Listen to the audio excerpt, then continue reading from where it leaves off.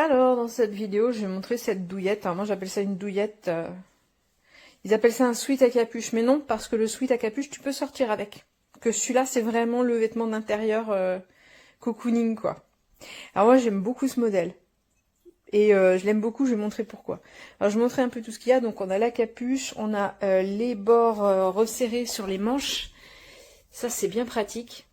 On a la petite poche pour le téléphone et la petite poche pour ranger ses petites mains, s'il fait froid. Donc c'est idéal, par exemple, quand on veut pas chauffer trop son logement en hiver, mais que on se les pèle un peu, quoi.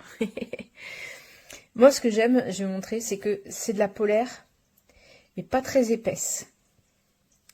Parce que la plupart de ces trucs-là, il y a 2 épaisseurs de polaire, et de la polaire qui est très épaisse. Alors que là, on a juste une seule épaisseur, c'est la même de chaque côté. Alors, c'est douillet parce qu'il y a de la peluche, donc ça va prendre un petit peu d'air et ça va tenir chaud, mais pas trop chaud non plus. Donc c'est une douillette qu'on va pouvoir utiliser à la mi-saison, quand on commence à avoir un petit peu froid. Moi, par exemple, là, en ce moment, les nuits commencent à devenir vraiment fraîches, et j'adore rester en tenue d'été. Et ça, c'est parfait. On met ça par-dessus. Au niveau de la longueur, moi, ça m'arrive en dessous des fesses. Mi-cuisse, on va dire.